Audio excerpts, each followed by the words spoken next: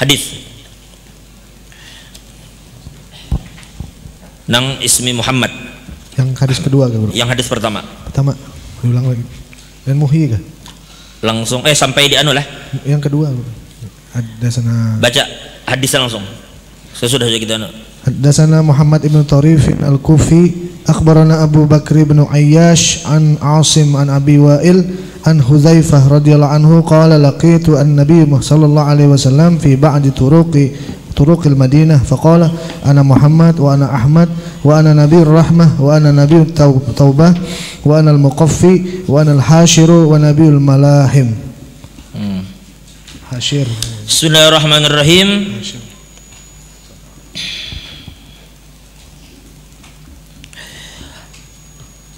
Wabihi la qala haddatsana Muhammad bi sanadihi al-muttasil la sayyidina Hudzaifah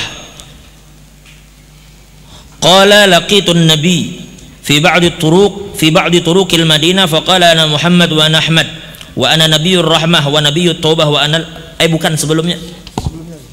Hadis sebelumnya. Yang ujar qala Rasulullah innali asma ana Muhammad wa ana Ahmad wa ana al-mahi alladhi yamhu Allah bil kufur. Itu sudah kita bahas minggu lalu, masalah nama Nabi al-mahi. Nah sekarang kita wa anal hashir, jadi wa anal hashir alladhi yuhsyarun nasu ala qadami.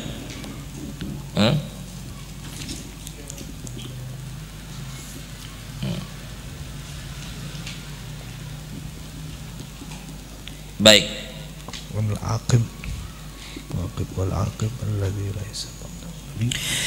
Jadi salah satu nama Nabi Muhammad adalah Al-Hashir. Al-Hashir. Wal hasyiru haqiqatan huwa Allah subhanahu wa ta'ala. Kita tahu bahwa yang namanya hasyir pada hakikatnya adalah Allah. Tapi Nabi disebut hasyir. Wa fihi minat tafkhim li maqamin Nabi. Itu menunjukkan kepada kita betapa besarnya maqam Nabi sampai dinamai Allah dengan nama hasyir. Padahal hasyir itu Allah, tapi Nabi pun disebut dengan hasyir.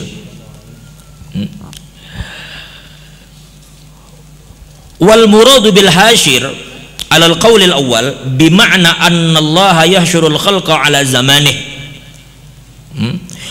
Fakana wujuduhu sababan fil hasyr. Jadi yang dimaksud dengan Nabi Al-Hashir, jika bahasa kita Al-Hashir itu kan makanya ada jadi Yaumul Hashir, Yaumul Hasyr, hari di mana manusia dikumpulkan di padang mahsyar. Apa artinya Nabi ini Hashir mengumpulkan? Manusia itu dikumpulkan di padang mahsyar. Apa ada maksud Nabi jadi disebut dengan Hashir? Itu maksudnya ujar ulama, annallah yahsyurul khalqa ala zamanih. Karena Allah ketika mengumpulkan semua hamba di padang mahsyar itu terjadi di zaman Nabi Muhammad. Karena sampai kiamat itu dianggap zaman Nabi. Ya Allah, itu zaman Nabi. Nah, kemudian wa kana wujuduhu sababan fil hasyr. Karena adanya Nabi menjadi sebab datangnya yaumul hasyr itu. Ada riwayat lain mengatakan disebut dengan hasyar karena semua agama dan kepercayaan di zaman itu semua wajib berkumpul di bawah agama Nabi. Tidak ada agama Yahudi saat itu, tidak agama Nasrani, tidak ada apapun terkecuali semua harus tunduk kepada agama Nabi. Bahkan seandainya Nabi Musa dan Nabi Isa pun ada di zaman Nabi Muhammad maka tidak ada pilihan bagi mereka terkecuali harus mengikuti Nabi. Tidak lagi Nabi Musa membawa syariat sendiri, tidak lagi Nabi Isa membawa syariat sendiri, tetapi mereka wajib tunduk dan ikut di dalam syariat Nabi Muhammad SAW. Nah, jadi wujudun Nabi sababan fil hasyr, fakana wujuduhu sababan fil hasyr. Wa qala an-nabiy sallallahu alaihi wasallam bu'ithu ana was-sa'ah kahatin. Dalam riwayat Imam Bukhari, ujar Nabi, aku diutus sedangkan antara jarakku dengan kiamat dengan aku ujar Nabi dengan kiamat kayak ini jaraknya, berarti dekat sekali lah. Dekat sekali lah. Ini masa berarti kita berada di penghujung zaman. Tanda itu sudah banyak. Kalau kita bicara tanda-tanda kecil banyak. Cuma yang belum itu munculnya Dajjal, yang belum itu karena terbitnya matahari dari barat, ketika datang api yang menghalau manusia, ketika keluarnya binatang yang bisa bicara, itu yang tanda-tanda besar. Tapi tanda-tanda kecil hampir semuanya sudah keluar. Hampir semuanya sudah keluar. Di antara tandanya ayyak tafiyar rijal birrijal wan nisa bin nisa. Itu salah satu tanda kiamat. Yaitu ketika terjadi lelaki lebih suka dengan lelaki dan bebini ketujuh dengan bebini. Kira-kira zaman itu terjadi nggak? Terjadi nggak? Dulu ditayangkan di CNN. Dulu lah tahun 2010. Ingat itu tahun 2010. Tapi kada tahu yang sekarang. Dulu yang tahun 2010 itu CNN pernah menayangkan di Amerika itu terjadi pernikahan sejenis lebih dari 900.000 pasang manusia yang kawin sejenis. 900.000 terjadi kasus pernikahan sejenis di tahun 2010 di Amerika. Belum di lain. Lelaki ketujuh, lelaki kan antik nih. Lelaki dengan lelaki itu apa setping? Apa homo? Inya lelaki dengan lelaki itu homo. Bebini dengan bebini lesbi. Mun lelaki dengan bebini itu hobi kan? Ya kalau, ya kalau dia, ya dia, kan iya aja dia. Mun lelaki dengan lelaki itu homo, bebini dengan bebini lesbi. Nah, itu terjadi yaktafir rajul birrajul. Ketika lelaki dengan lelaki, bebini dengan bebini saling memadu kasih. Nauzubillah min dzalik. Dan bahkan di luar negeri itu ada pernikahannya loh, emang dinikahkan loh. Coba di wadah kita jadi karasi. Wadah kita jangan dikarasi. Legal. Dilegalkan di wadah kita, jangan ilegal, wadah kita ilegal. Ilegal. Ilegal tuh aja banyak nang sembunyi-sembunyi. Heran juga kayak apa pikirannya tuh. Mudahan sembuh aja nang penyakit kayak itu. Itu hati-hati itu penyakit lah, penyakit.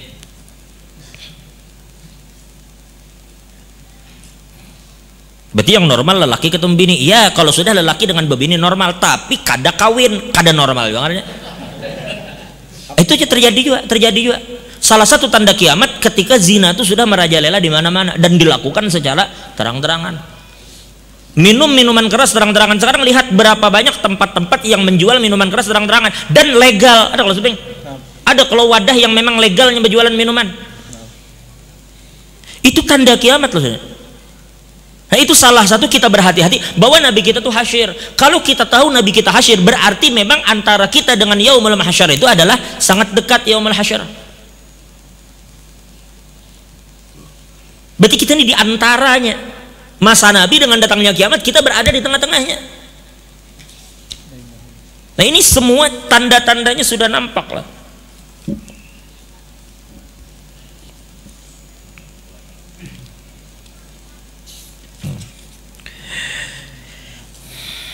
Baik.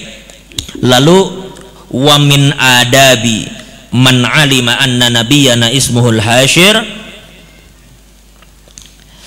falyata'ahhab li liqa'illah wal ya'mal bima amarahu Rasulullah wa yakun muqbilan 'ala daril akhirah bil amali shalihah.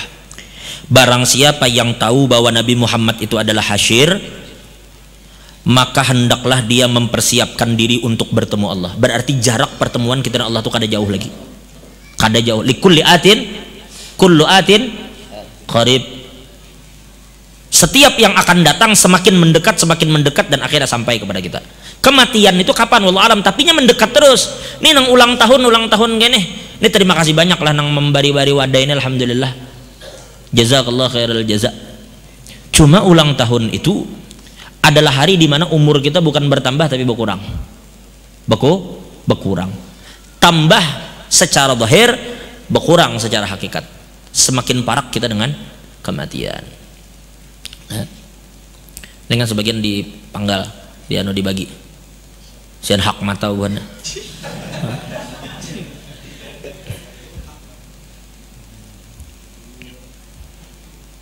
Nang hendak kena tunggu yang balik dulu. Bagi. Bunda takwah ini bilang kada belajarannya kita. Karena habis untung aja. Jadi bila kita tahu bahwa jarak antara kita dengan kiamat sudah dekat, maka yang harus kita lakukan adalah mempersiapkan diri untuk bertemu Allah. Karena kiamat itu ada dua. Kiamat nang kena ditiupkan trompet, dan mati itu kiamat juga. Mati itu kiamat. Maka perlu persiapan. Wa tazawwadu fa inna khairaz zadi taqwa. Kita disuruh mempersiapkan bekal. Wal ya'mal bima amarahu Rasulullah, dan hendaklah dia mempersiapkan diri dengan beramal dengan apa-apa yang diperintahkan oleh Nabi. Wa yakun muqbilan ala daril akhirah, dan hendaklah dia bersungguh-sungguh untuk menyongsong hari akhirat dengan berbuat amal-amal yang salih. Wa yurwa an aliyin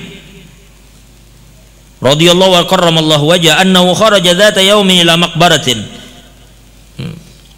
wa qala ya ahlal kubur akhbiruna ankum aw nukhbirukum. Suatu hari Sayyidina Ali pernah datang ke kubur. Nanti sekali-kali kawadi diumpat ini adalah suatu hari Sayyidina Ali datang ke kubur. Lalu Sayyidina Ali berkata, ya ahlal kubur akhbiruna ankum aw nukhbirukum. Ay ahli kubur, apa kabar buah nikam? Ditanya sih di kubur itu, ay ahli kubur, apa kabar buah nikam? Pilih antara dua.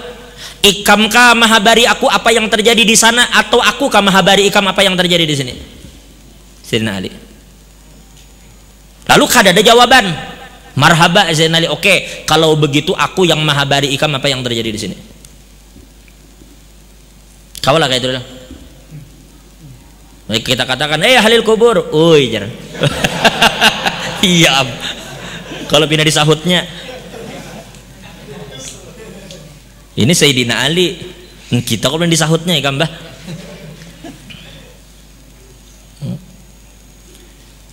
Lalu ujar Sayyidina Ali, wa ammal khabar alladhi indana fal malu qad iktasam.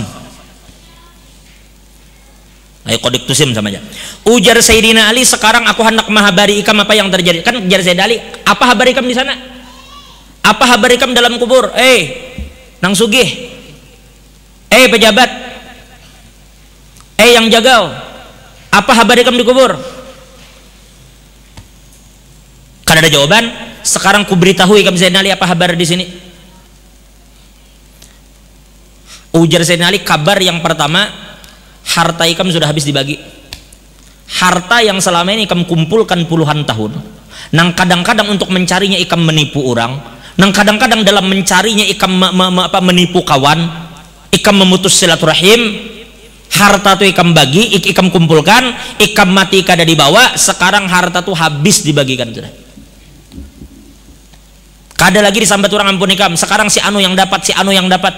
Itu kabar pertama. Aku hendak mahabari ikam supaya ikam tahu harta yang ikam kumpulkan jungkir malik siang malam habis diwaris orang. Dua ajar Sayyidina, kabar kedua, wan nisa qad tazawwajan. Bini ikam kawin lagi. Hayo. Sayyidina Ali, bini ikam dah kawin sih. Apa kabar? Nang kesana kemari, behimat manu binian. Tuh bini ikam dah kawin dah. Tuh ada kabar harta ikam kada lagi. Bini kawin. Lalu kemudian ujar saya yang ketiga, kabar ketiga, wal masakin. Qad sakanaha qaumun ghairukum. Adapun rumah-rumah yang engkau tinggali dulu sekarang telah ditinggali oleh orang lain. Ya laki hanyar tadi. Iya. Behemat, membanyaki rumah. Membaguskan macam-macam. Mati kam. Bini kam kawin lagi. Tuh rumahnya Sayyidina Ali didiami oleh lakinya nang hanyar. Sayyidina Ali madahi tambahnya lagi sih.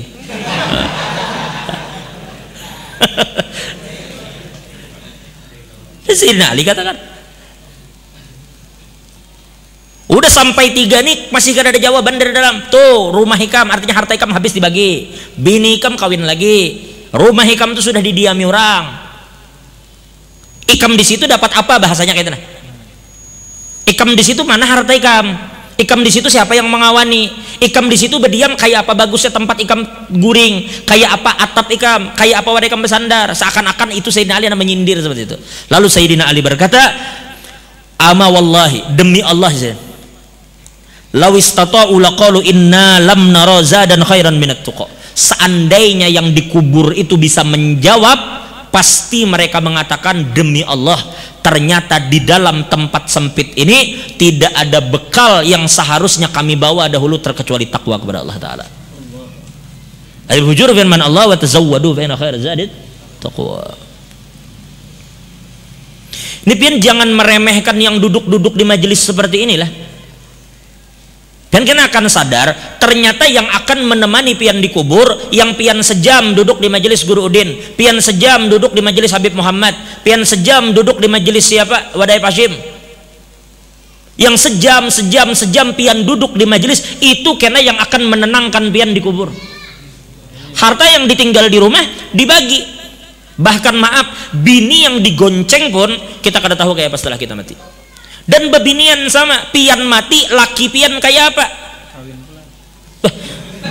Kawin pulang jasad pian langsung nyambar. Ayo, sudah bepadah sidin berdulu.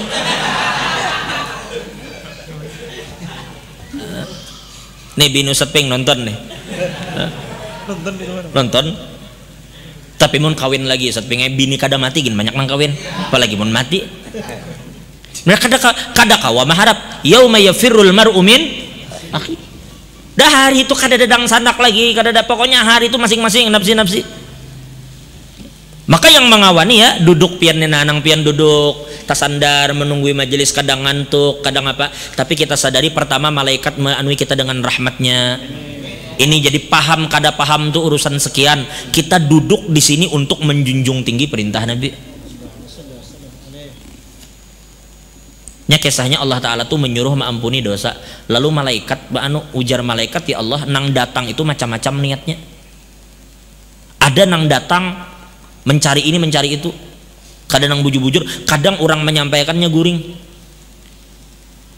Hanya guru Al-Fatihah guring. Guring. Cuma hebatnya bubuhan kaitunya peka bila wallahu alamnya bangun. Wallahu alam bangunnya.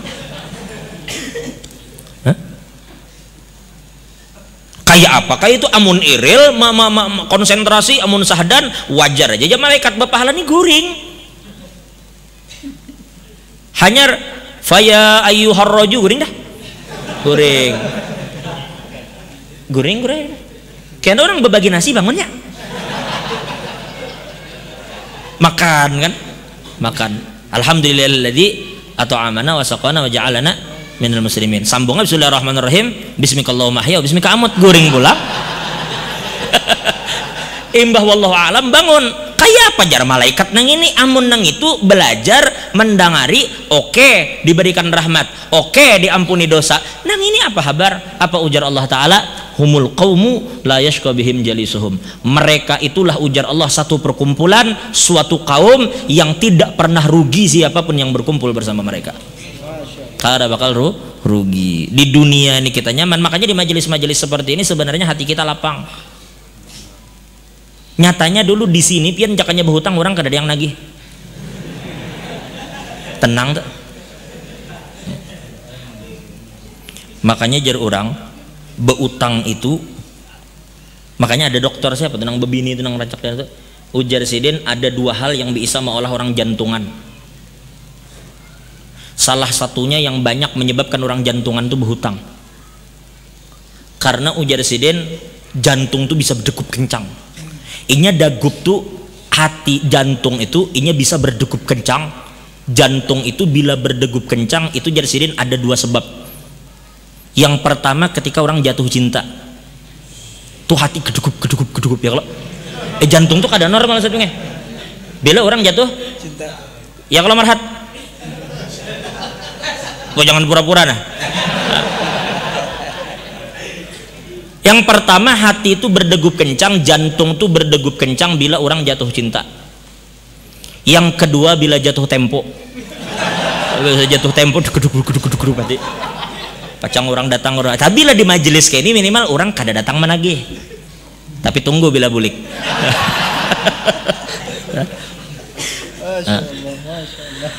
Baik, jadi berarti kita mesti disuruh mempersiapkan apa yang akan kita temui ketika mati. Tetapi kemudian wa idza qasa qalbuk, apabila kamu merasa bahwa hatimu begitu keras, ya,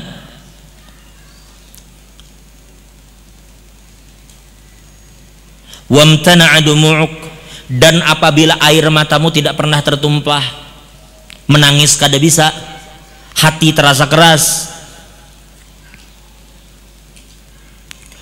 wa aqbalta 'ala dunya, dan kamu selalu merasa siang malam mengejar dunia dan kamu sudah payah, dibuatnya payah, wa aradta anil akhirah, dan engkau telah berpaling dari akhirat. Fadawi nafsaka wa qalbaka idza wajadta fihi al-qasawah bi adhkaril amwat. Apabila kamu merasa semua itu ada di hatimu, air matamu sulit tertumpah, kamu terlalu mengejar dunia, dan kamu mulai lupa dengan akhirat, maka saat itu obatilah penyakitmu dengan mengingat mati.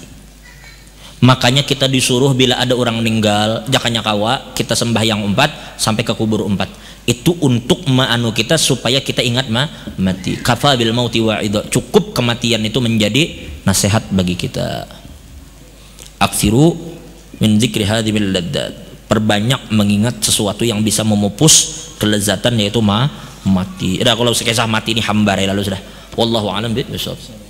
Kisah mati ini ya, bujur, ini itu bisa melupakan kita. Makanya kita perlu pembanding, perlu pembanding, perlu pembanding. Jangan jual akhirat dengan dunia. Manjar gurujuh di jamun kita ingat jasirin apa yang Allah berikan ganjaran bagi kita. Kita izin kada silau dengan dunia. Karena jangan nang banyak di akhirat itu dihurupi dengan dunia nang sedikit. Kita emang hidup ini perlu pembanding harus. Bila kita berbuat baik, lihati orang nang di atas kita supaya kita beribadat tuh kuat. Apabila kita melihat dunia, lihati orang di bawah kita. Kita memang harus perlu pembanding supaya hidup tenang. Jadi bahari Ustaz Pingai, ada orang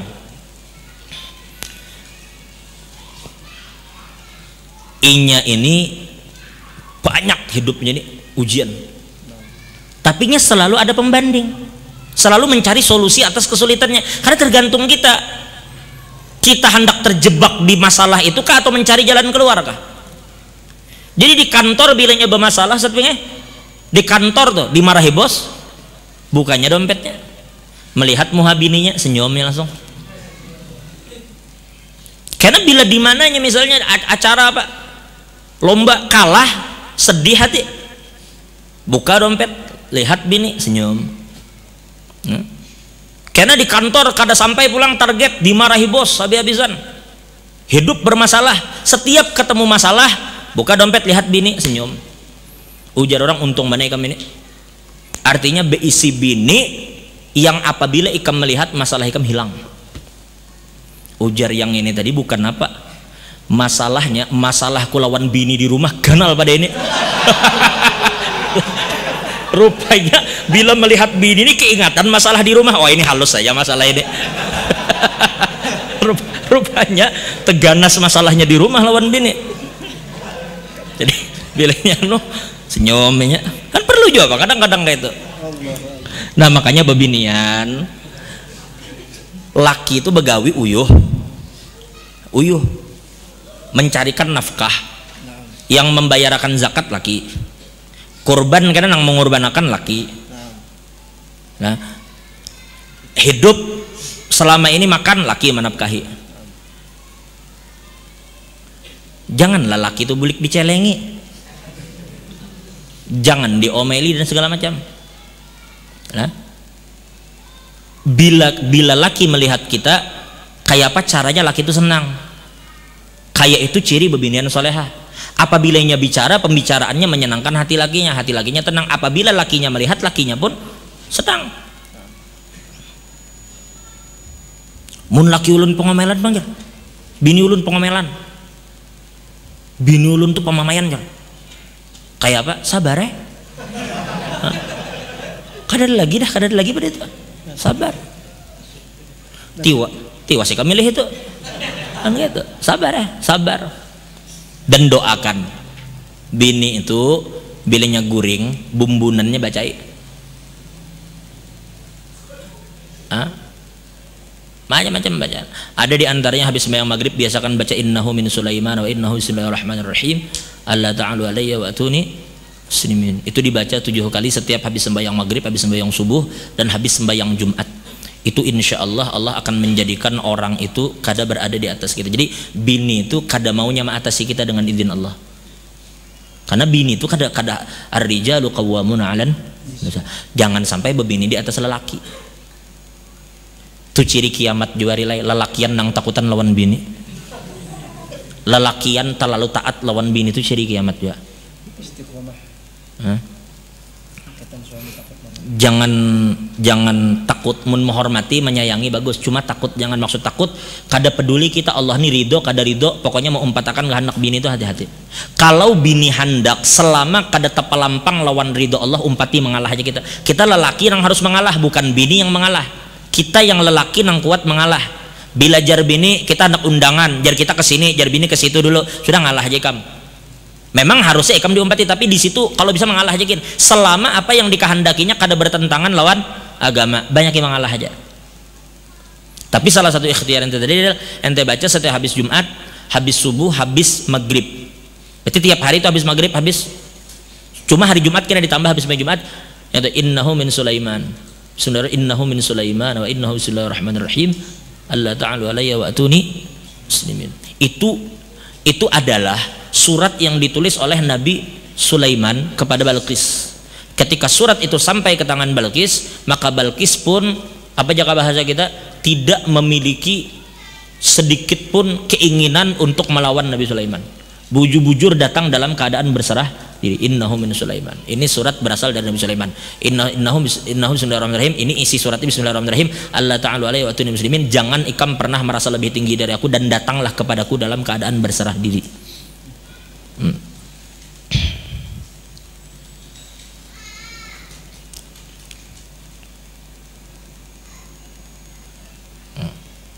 Sudah juga dibacakan surah-surah itu jangan masih melawan. Kamu julungi surat tanah aja sudah, aduh, gadain, nukar emas. Allah alam bisawab. Cukup belum rasa. Jadi beberapa hal tadi mana kitab itu sebenarnya?